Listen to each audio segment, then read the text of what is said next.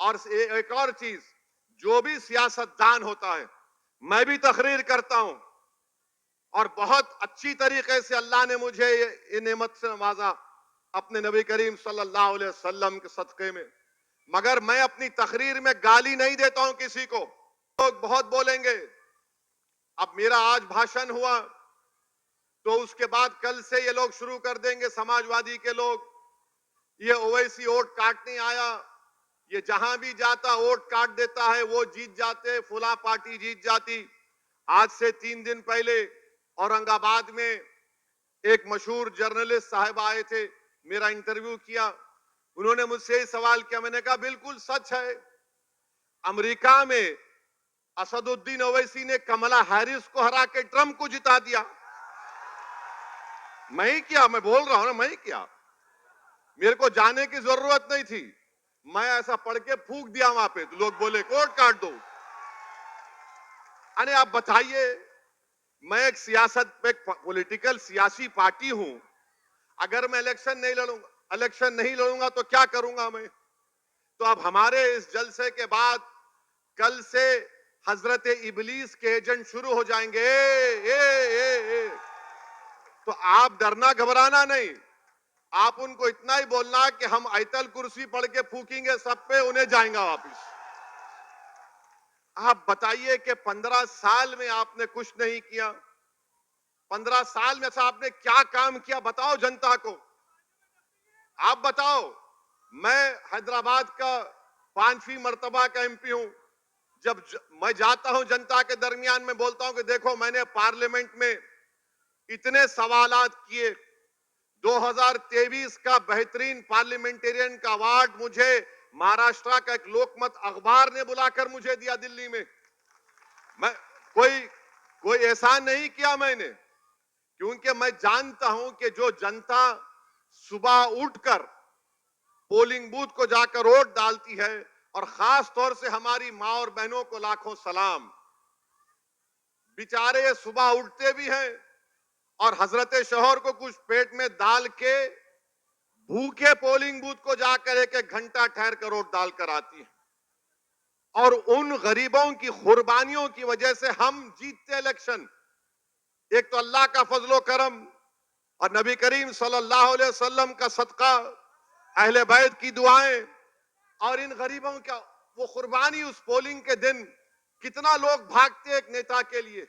वो नौजवान भूखा रहता, 2-2 दिन का भूखा रहता, सोता भी नहीं, जागते रहता कि मेरा भाई जीत जाए, मेरा भाई जीत जाए, भूखा फिरते रहता। और जब जीतने के बाद अगर वो एमएलए या एमपी उनको भूल जाता है, तो इससे बड़ा गुनाह और क्या हो सकता है, बताइए आप। कोविड का जब दौर था, कोविड में कोई काम किया यहां पर? अतीक, कुछ कोविड में काम हुआ था यहां पर? इधर तुम, अभी खोलना पड़ेगा।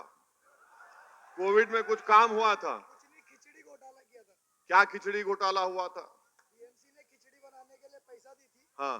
और पर पैकेट 35 रुपए 40 रुपए देती थी। हाँ। 12 रुपए की खिचड़ी ऐसे बनाते थे, लोग ले जाके कचरे में फेंक देते। अच्छा, खिचड़ी भी खा लिए। मजलिस ने क्या किया कोविड में, बताता हूं मैं आपको। हमने 1000 सिलेंडर गरीबों में मुफ्त बांटते थे, 1000 सिलेंडर। और जो कोविड का पेशेंट होता था, वो हिंदू मुसलमान कुछ नहीं, फोन करके बोलते थे। हमारे मजलिस के मेंबर अपनी गाड़ियों में सिलेंडर ले जाकर देते थे उसको। बलाला साहब भी मलकपेट में किए। दवाएं नहीं थी, अस्पतालों में बेड दिलाते थे। मेरे भाई, अगर कोई ईमानदारी से काम करे ना एमएलए एमपी बनकर, मुझे इस बात का यकीन है कि दुनिया में क्या होता नहीं मालूम, अगर कोई ईमानदारी से 20% भी काम करे तो यकीनन जब हम खबर में जाएंगे, अल्लाह खबर में भी, और उस दिन जब सब जमा किए जाएंगे, उसका अल्लाह अजर देता है। ये बहुत बड़ा इज्जत का मुकाम है, ये बहुत बड़ी दौलत है खिदमत करने के लिए। अगर कोई समझेगा कि मैं एमएलए बन गया, आमदार बन गया, सांसद बन गया, तो मेरे सर से सिंह निकल जाएंगे, मैं बादशाह सलामत बन गया। भाई, खादिम बनकर रहना पड़ेगा, बादशाह बनकर नहीं रह सकते आप सियासत में। जो खादिम होगा वही कौम की खिदमत कर सकता है। तो अगर आप समझेगा मैं बादशाह हूं तो बादशाह तो खत्म हो गए ना। जमहूरियत में बादशाह नहीं हो सकता कोई भी। नरेंद्र मोदी अपने आप को बादशाह समझे, अवाम ने उनको नीचे ला लिया, अब और नीचे जाएंगे इंशाअल्लाह ताला वो। तो मेरी आप तमाम से गुजारिश है कि 20 तारीख के दिन आप अपना एक एक वोट मजलिस इत्तेहादुल मुस्लिमीन के उम्मीदवार अतीक साहब के हक में इस्तेमाल करें, उनको कामयाब करें। अब दूसरी बात यह है कि आप क्यों वोट दें मजलिस को। एक तरफ तो ये उद्धव ठाकरे की क्या है, महाविकास है, अगाड़ी है, क्या है वो, अगाड़ी बोलते हैं, हाँ। दूसरी तरफ शिंदे फडणवीस का महायुति है उनकी। अब आप मेरे को बताइए, उद्धव ठाकरे जब ये एमएलए थे, यहां के मौजूदा एमएलए विधानसभा में मौजूद थे, उद्धव ठाकरे ने खड़े होकर यह बयान दिया एसएम महाराष्ट्र की विधानसभा में कि हमारे पार्टी के ही मेंबर्स ने 6 दिसंबर के दिन बाबरी मस्जिद को तोड़ा और हमको इसका फख्र है। तो अगर ये उस कॉम्बिनेशन में है तो उद्धव ठाकरे को लाओ ना तुम प्यारे, यहां पकड़ के लाओ ना उद्धव ठाकरे को, लाके ये बात बोलो गोवंडी में। क्योंकि तुम तो बोल रहे हमारी सरकार आ रही, हम इतना देंगे, 3000 देंगे। वो शिंदे बोल रहा कि मैं 1500 दिया। जो जो आपको पैसे दे रहे लो, आप छोड़ना नहीं, छोड़ना नहीं, लो उसका लेके, क्योंकि ये इनके बाप की दौलत नहीं है, ये आपसे लूटी भी दौलत है। याद रखो मेरी बात को, ये कुदरत का निजाम है। तुम जुल्म करके निकालो, अल्लाह बोलता ठीक, अब तू जाना चुनाव में निकाल, अब ये कुदरत का निजाम है ये। तो अब जब उद्धव ठाकरे ने असेंबली में बात कही, हम पूछना चाह रहे समाजवादी पार्टी के अध्यक्ष अखिलेश यादव से कि क्या तुम उद्धव ठाकरे की इस बात से मुत्तफिक हो। मैं इनसे नहीं पूछ सकता, मेरा डायरेक्ट अखिलेश यादव को मैं देखता हूं अपने लेवल पे। अब बोलो आप, जो विधानसभा में खड़े होकर बोल रहा है कि हमारी पार्टी ने बाबरी मस्जिद को शहीद किया, शिंदे भी वही बात बोल रहे, फडणवीस भी वही बात बोल रहे, वही बात दोनों बोल रहे, तो फर्क क्या है बताओ मेरे को आप। अगर कोई यहां पर 55 साल के कोई शख्स होगा तो वो जानता होगा कि श्री कृष्णा कमीशन की रिपोर्ट में बाल ठाकरे के बारे में क्या लिखा गया था। हम वो सब भूल जाएं, सब भूल जाएं हम लोग, बाबरी मस्जिद को भूल जाएं, श्री कृष्णा कमीशन को भूल जाएं, लोग कैसे वहां पर मुंबई की सड़कों पर जो तमाशे हो रहे थे उसको भूल जाएं, क्या क्या भूल जाएं हम लोग। मेरे अजीज दोस्तों और बुजुर्गों, इसीलिए हम आपसे अपील कर रहे हैं कि 20 नवंबर के दिन मुत्तहदा तौर पर आप अपने एक एक वोट का इस्तेमाल करिए। क्या इनकी आइडियोलॉजी है, क्या इनकी सोच है, कुछ नहीं है। देखिए, इलेक्शन हम भी लड़ते हैं और कोई भी लड़ेगा, मगर इलेक्शन लड़ने के लिए अगर कोई बोलेगा कि मैं शख्सियत हूं, मैं एक शख्सियत हूं, मेरे को वोट दो, तो कभी भी उसको वोट नहीं देना। आप साथ देना जमात का, आप साथ देना उस पार्टी का जो बरसों से एक ही चीज बराबर कह रही है, सत्ता आए या ना आए। आप यहां पर क्या कर रहे हैं कि नहीं मैं आपका हूं, मुझे मत हराओ, मुझे ही वोट दो, मैं ही कर सकता हूं। आपने कुछ नहीं किया। अभी कोई बता रहे थे कि कचरे की कुंडी में भी इनका कोई लोगों का हिस्सा है, उसमें नहीं मालूम मुझे। इतने चीजें यहां पर आपके सामने हैं। तो मेरी आप तमाम से अपील है मेरे अजीज दोस्तों और बुजुर्गों, डरने और घबराने की जरूरत नहीं है। और एक और चीज, जो भी सियासतदान होता है, मैं भी तकरीर करता हूं और बहुत अच्छी तरीके से अल्लाह ने मुझे ये नेमत से नवाजा अपने नबी करीम सल्लल्लाहु अलैहि वसल्लम के सदके में। मगर मैं अपनी तकरीर में गाली नहीं देता हूं किसी को, बोलता हूं मोदी के बारे में, सब आरएसएस के बारे में, सब अखिलेश के बारे में, मगर अगर कोई नेता किसी को कुत्ता कहे तो क्या बात है बताइए आप। ये जबान होगी, ये मियार होगा कि जो तुम्हारे साथ नहीं है उसको गाली दे दो। अभी मुझे बता रहे थे अतीक कि जब वो कुछ काम कर रहे थे, लाइब्रेरी की जमीन के लिए कर रहे थे, तो उनको भी आप नवाज दिए अपनी जबान से। अरे भाई, तुम इतने गुरूर में क्यों हो? ऐसे 56 असदुद्दीन ओवैसी आके इस दुनिया से चले जाएंगे और अवाम की खिदमत करेंगे, मगर ये हमारे लिए एक एजाज है कि अवाम हमको कामयाब करती है। अगर कोई समझ रहा है कि मैं हूं तो तुम्हारा फायदा है, नहीं मेरे भाई। इज्तिमाइयत को हमेशा सामने रखो, इनफरादियत को मत रखो। चौथी बात, समाजवादी पार्टी, उत्तर प्रदेश में अखिलेश यादव मुख्यमंत्री थे। मुजफ्फरनगर का फसाद हुआ 2013 में। मैं गया था मुजफ्फरनगर को, वहां पर जाकर मैंने मरहूम जफरयाब जिलानी साहब, अल्लाह उनकी मगफरत करे, उनके एक साथी के साथ मुजफ्फरनगर के उन कैंपों में मैं गया था जहां पर लोग 6-6 महीने कैंपों में थे। कौन था मुख्यमंत्री? अखिलेश यादव था, जो मौजूदा विधायक के लीडर हैं। आपको मालूम, उन कैंपों में जाकर मैंने रिलीफ का काम किया था। और आपको अंदाजा नहीं है नौजवानों को, 2013 में जितने 25, 26, 28 साल के नौजवान हैं उनको बता रहा हूं, उस फसाद में 50,000 लोग बेघर हो गए थे। 50,000, 100 से ज्यादा मुस्लिम महिलाओं का रेप हुआ था, जिसमें से 15 मुस्लिम महिलाओं ने कोर्ट में जाकर बयान दिया था, जिसमें से शायद आज भी लड़ रही हैं वो केस। मैं उन महिलाओं से मिला जिनका रेप हुआ था।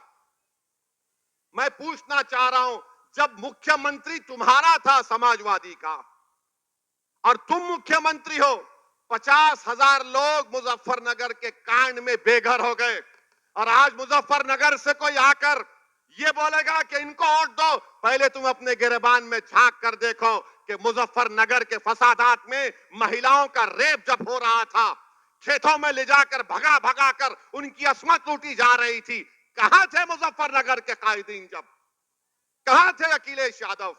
कोई नहीं था। मैं गया वहां पर उन कैंपों में जाकर, मेरे ख्याल से उस लड़के का नाम शहबाज था जो मुझे लेकर गया था। मैंने उनको कैंपों में जाकर खाने का इंतजाम करवाया, उनको जो भी हम इमदाद कर सकते थे उस वक्त किए। मगर ये बोलना कि समाजवादी पार्टी बड़ी वो है, फुला है, अरे 50,000 आजादी के बाद इतने ज्यादा लोग एक इलाके से नहीं हटाए गए थे जो अखिलेश यादव के दौर में हुआ। और अखिलेश यादव को बोलते भैया आ गए, भैया अगर काय का भैया ये, और नारे लगाते भैया पे जवानी कुर्बान, कहीं की जवानी कुर्बान, हमारी औरतें कुर्बान हो गई, घरों बार लुट गया। ये और बात है कि आप भूल गए, मगर मैं नहीं भूला। जब कोई आकर मुझे अखिलेश यादव के बारे में बात करते, मैं उनसे ही पूछता हूं क्या तुम्हारी मां और बहन की इज्जत लूटी गई? वो नाराज हुआ था, बोले क्या बोल रहे आप? मैं इसलिए बोल रहा हूं कि नहीं हुआ ना तो तुमको गम नहीं है, मैं देख के आया हूं। मैं उन अपनी बेटियों को देखा हूं उस वक्त, जो पर्दे के पीछे से इतना चीखे मार मार कर रो रही थी कि कोई इंसाफ नहीं करा उनके साथ। मैं जानता हूं मुजफ्फरनगर के कांड में क्या हुआ। अब लोग बोलेंगे कि 2013 की बात 2024 में क्यों निकाल रहा है? मेरे भाई, तारीख को दोहराना, अगर हम नहीं चाहते कि तारीख दोहराई जाए तो जालिम के जुल्म को हमेशा याद रखो, चाहे वो श्री कृष्णा कमीशन की रिपोर्ट हो या 2013 का दंगा हो मुजफ्फरनगर का। तुम अपने सियासी मफाद के लिए भूल जाते हो, मगर असदुद्दीन ओवैसी नहीं भूलेगा इनके एक एक गम को। मैं जब तक जिंदा रहूंगा, लोग कुछ भी बोले, जो लोग हमारे लिए काम करते हैं, जो मुझे जानते भी नहीं है, मेरा फर्ज है कि मैं उनके लिए लड़ूं, मेरा फर्ज है कि उनके इंसाफ के लिए मैं लड़ूं। तो मेरे अजीज दोस्तों और बुजुर्गों, हमारी आपसे अपील है कि 20 तारीख के दिन आप वोट दीजिए, मजलिस को कामयाब करिए और एक नौजवान को मौका दीजिए। कब तक आप अंकल को साथ देंगे? अंकल को आराम करने दीजिए। Take him, give him some rest please. अब हम उनको भी तस्बीह हाथ में लेके अल्लाह अल्लाह करने दीजिए। अतीक है, अतीक दौड़ेगा। आपको 15 साल का मौका आप दिए, मेरी आपसे अपील है कि आप अतीक को 10 साल का मौका दीजिए। और अगर अतीक 10 साल में काम नहीं करेगा, बल्कि 5 साल में नुमाया तब्दीली नहीं दिखाएगा, तो असदुद्दीन ओवैसी अतीक को 5 साल के बाद टिकट नहीं देगा यहां से इंशाअल्लाह ताला। मैं वादा करके जा रहा हूं। एक मौका दीजिए आप डरिए मत। एक बात याद रखिए, 15 और 17 तारीख के दरमियान में हजरत इबलीस के एजेंट आएंगे, आकर आपके कान में खुसखुस करेंगे और क्या बोलेंगे? अतीक जीता तो क्या गवर्नमेंट बनाएगा? अतीक जीतेगा तो क्या मंत्री बनेगा? अतीक जीतेगा तो क्या करेगा? अरे देखो, अगर अतीक को तुम वोट डाले तो कहीं भाजपा ना निकल जाए। तो उसका जवाब, ये वायरस फैलाएंगे कोविड का, मेरे पास इसका वैक्सीन है। तो अभी से इन लोगों को इंजेक्शन देके जा रहा हूं, और जिस्म के किस हिस्से पे दे रहा हूं आप तय कर लो, मैं नहीं बोलूंगा कुछ भी। तो मेरा बोलना यह है कि इंजेक्शन ये है कि इत्तेफाक और इत्तेहाद इन तमाम ताकतों को शिकस्त दे सकेगा। आप में इत्तेहाद है, मजबूत करिए। इत्तेफाक है, मजबूत करिए। और मुत्तहदा तौर पर अपने वोट का इस्तेमाल करिए। डरने और घबराने की जरूरत नहीं है। लोग बोलेंगे अरे एक अतीक जीत जाएगा, मजलिस के 4-5 3-4 जीत गए इंशाल्लाह तो क्या करेंगे? तो याद रखो, आप असदुद्दीन ओवैसी एक पार्लियामेंट में अल्लाह के करम से रहमतुल आलमीन कमली वाले के सदक़े में 540 पर भारी पड़ता है एक आदमी। तो तादाद, अगर सुनो, अगर कोई बोलेगा तादाद नहीं है, तो फिर करबला में क्या तादाद थी? बदर में क्या तादाद थी? जज्बा था मर मिटने का, एक बेलौस मोहब्बत थी कमली वाले के साथ, और उसके ऊपर तवक्कल था कि अब तेरे सामने सर झुका दिया, अब तेरा काम है कि तो इस सर को अपने हमारे जिस्म पर बरकरार रखे या इस सर को जुदा कर दे। मगर जब हम अपना दिल दे चुके, जब हमारी सोच पूरी हो चुकी है, तो मेरी आपसे गुजारिश है कि आप डरने और घबराने की जरूरत नहीं है। ये लोग आकर आपको कंफ्यूज करेंगे, अरे नहीं बाबा ऐसा सोचो, ये गलत है, एक मौका दे दो उनको, फिर एक और ड्रामा होगा। ये मेरा आखिरी इलेक्शन है, इसके बाद मैं नहीं आऊंगा। ये भी डायलॉग मारेंगे, क्योंकि हम लोग उसी जगह, उसी कबीले के ना हम लोग, हमको सब समझ में आता। मगर इन तमाम चीजों पर आप नोटिस मत लीजिए। आपकी जिम्मेदारी है कि जो तकालीफ इस विधानसभा में है उसको दूर किया जाए। जो उम्मीदें आप वाबस्ता करके रखे आमदार से, उसको पूरा हो जाए। जो जुल्म का एक माहौल यहां पर बना हुआ है उसका खात्मा हो। जो लोग ड्रग्स का इस्तेमाल या बेच रहे हैं, उनको भी एक पैगाम जाना चाहिए कि तुम हमारी नस्लों को बर्बाद नहीं कर सकते। जो लोग हमारी कब्रिस्तानों पर उस जमीन को ललचाई हुई नजरों से देख रहे हैं, हम उनको पैगाम देंगे अगर अतीक को कामयाब करेंगे कि कब्रिस्तान तो छोड़ो, हम गवर्नमेंट की जमीन पर भी तुम्हारी नजर पड़ने नहीं देंगे। यहां पर स्कूल बनेगा, यहां पर अस्पताल बनेगा, यहां पर गरीबों के काम का तरीका एक सही तरीके से होगा। तो यही चंद गुजारिशात मैं आप तक बोलने के लिए आया हूं। मैं माजरत चाहता हूं, मैं और ज्यादा बोलना चाहता था। 15 साल से आपने एक शख्स को अपने वोटों से, अपनी दुआओं से नवाजा और उनको यहाँ का आपने आमदार एमएलए मुंतखब किया। मेरा मानना यह है कि 15 साल एक काफी लंबा अरसा होता है किसी एक सियासतदान के लिए, चाहे वो असेंबली का हलका हो या पार्लियामेंट का हलका हो, जहां पर वो अपने काम की शनाख्त को छोड़ सकता है।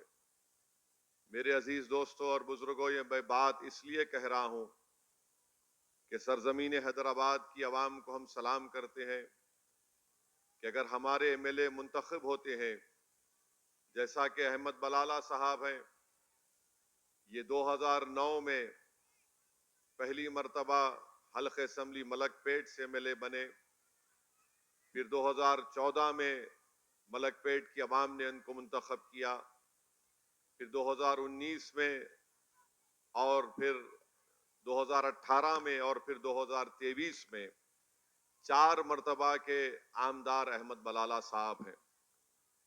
और बिल्कुल गोवंडी की तरह, जिस तरह यहां पर जो वोटर का बेस है, उसी तरह हल्के असम्बली मलकपेट में है। आप कभी भी मलकपेट के असम्बली हल्के में अगर आप हैदराबाद आए तो आप कभी आकर पूछिए कि अहमद बलाला किस तरीके से काम करते हैं। वहां पर अहमद बलाला गरीबों के लिए बिला लिहाज मज़हब मिल्लत उनको गैस का सिलेंडर और एक गैस का चूल्हा देते हैं। कितने लोगों को दिया आपने अब तक?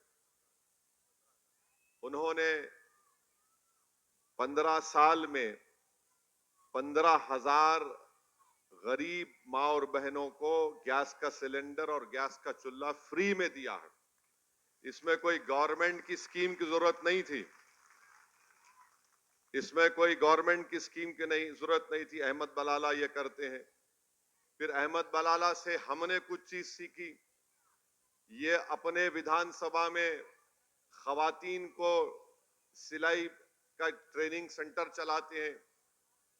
2 महीने का ट्रेनिंग होती है और जितनी खवातीन उसमें ट्रेनिंग हासिल करती हैं, ट्रेनिंग मुकम्मल होने के बाद बाज़ाब्ता एक्सपर्ट लोगों से उनकी ट्रेनिंग दिलवाई जाती है खवातीन से।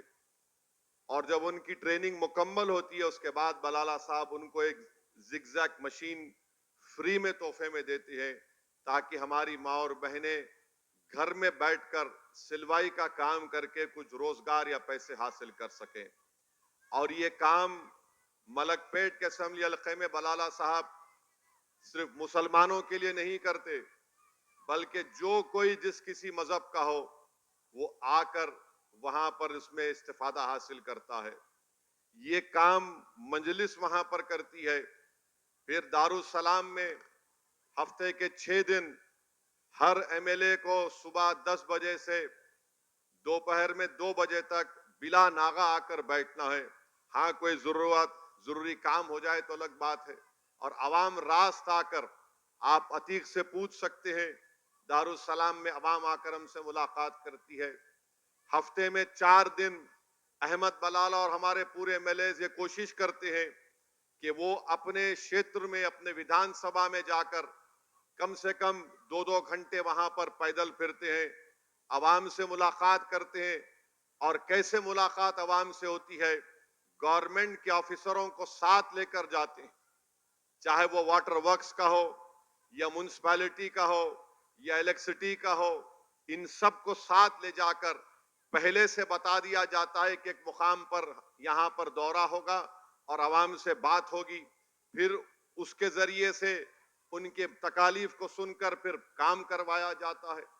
अहमद बलाला के हलके में एक स्कूल है जो नाबीना बच्चों के लिए है, गूंगे बच्चों के लिए है, जो स्पेशल नीड के बच्चे जिनको डाउन सिंड्रोम कहते हैं, वो स्कूल भी अहमद बलाला के हलके में है।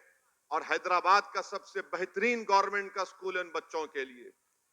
अहमद बलाला के, सुनिए, अभी अभी सुनते रहिए, ये 4 मर्तबा के मिले हैं। अहमद बलाला ने गवर्नमेंट के अस्पतालों में फ्री में डायलिसिस होता है। जिस किसी शख्स को फ्री में डायलिसिस होता है बगैर कोई पैसे लिए। आप बताइए, काम एक एमएलए कर सकता है? और हैदराबाद में तो हुकूमत के पास पैसा कम है बनिस्बत मुंबई और महाराष्ट्र के। मुझे अफसोस इस बात का है कि जिस शख्स को आपने 3 मर्तबा यहां से अपना आमदार बनाया, उनके पास दिखाने को कोई काम नहीं है, कोई दिखाने को कोई काम नहीं है, और सिर्फ यही बोलेंगे कि देखो मेरे को हराने को आए हैं। क्या बोलेंगे? देखो मेरे को हराने को आए हैं, मुझे घर में बिठाने को आए हैं। जब मजलिस इलेक्शन हैदराबाद में लड़ती है, मैं भी पार्लियामेंट का इलेक्शन लड़ा। अभी हालिया पार्लियामेंट के इलेक्शन में बीजेपी ने किसी को उम्मीदवार बना दिया था, वो बड़ी मशहूर हुई। तो जब वो बीजेपी का कैंपेन शुरू हुआ, तो बीजेपी के जितने बड़े बड़े नेता रहते हैं हैदराबाद में, वो बोले कि मजलिस को हराना नामुमकिन है। इसलिए नामुमकिन है क्योंकि जो कोई भी ओवैसी या मजलिस के एमएलए के पास जाता, ये लोग उसका काम करते, ये नहीं देखते कि वो बीजेपी का है, हिंदू है, मुसलमान है, फुला है।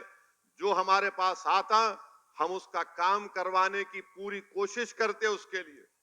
ये एक तरीका है मजलिस इत्तेहादुल मुस्लिमीन के काम करने का, इसीलिए हम इलेक्शन जीतते। मगर ये जो यहां पर जो साहब है और हमारे जो मुखालिफ हैं, वो समझते हैं कि नहीं नहीं, ये दोनों भाई खड़े होकर जज्बाती तकरीर करते, हिंदू मुस्लिम करके जीत जाते। अवाम इतनी पागल नहीं है, अवाम बाशऊर है, बाखबर है, और जो कोई भी अवाम को बेवकूफ समझता है, अवाम उसको 20 तारीख के दिन हराएगी इंशाअल्लाह ताला। और फिर, और सुनिए, 1 मिनट, और फिर अहमद बलाला के असेंबली हल्के में सबसे बड़ी जेल है, उस जेल में अहमद बलाला रमजान में इफ्तार पहुंचाते हैं। क्या करना है, इफ्तार पहुंचाते हैं। कई लोग आते बोले जाओ इफ्तार खिला के आओ उन गरीब जो लोग जेल में हैं। ऐसे कई डेवलपमेंट के स्कीम्स हैं जो हम यहां पर कर सकते, गवर्नमेंट में बहुत है, मगर 15 साल का एक लंबा अरसा गुजर चुका है। तो मेरी आपसे अदबन गुजारिश है कि जब आप 20 तारीख को वोट डालने जाएंगे, तो आप बड़ी सोच समझ कर अपने वोट का इस्तेमाल करिए। पूरे मुल्क में एक सबसे बड़ा चैलेंज जो इस देश के लिए बन चुका है, वो ड्रग्स का मसला बना हुआ है, और उस मसले को रोकना है। मगर अफसोस इस बात का है कि इस जहर को, इस दीमक को रोकने के बजाय मुझे यह बताया गया कि लोग उस दीमक को प्रमोट कर रहे हैं। बल्कि मुझे किसी ने बताया कि एक वीडियो है जहां पर उनके ही दफ्तर में बैठकर पाउडर मार रहे हैं लोग। आप बताइए कैसे होगा ये? नहीं, आप बताइए कैसे होगा ये? आपको तो कोई अगर विधायक या सांसद बनता है, तो उसको लोग उम्मीद से आते हैं कि भाई ये बुराई का खात्मा करेगा, अगर खात्मा ना करे तो उनकी ताईद नहीं करेगा, और ये हमारी तकालीफ को दूर करने का काम करेगा। अब आप यहां पर, मुझे बताया गया, अतीक बता रहे थे कि कब्रस्तान की जगह कोई बिल्डर को दे दी गई, और अतीक को कोर्ट से लड़कर उसको रुकाना पड़ा। ये बात सच है नहीं है? अब आप लोग जिंदा हैं या आप खबर में सो रहे हैं? बताइए। आप जिंदा हैं ना? तो जो शख्स खबर में सो रहे उनको नहीं बख्श रहा, तुमको क्या बख्शेगा? बताओ फिर।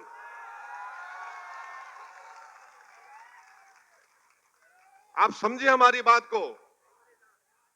जो खबर में सीना तान कर सो रहे हैं उनको डिस्टर्ब कर रहा है, उठो जाना है।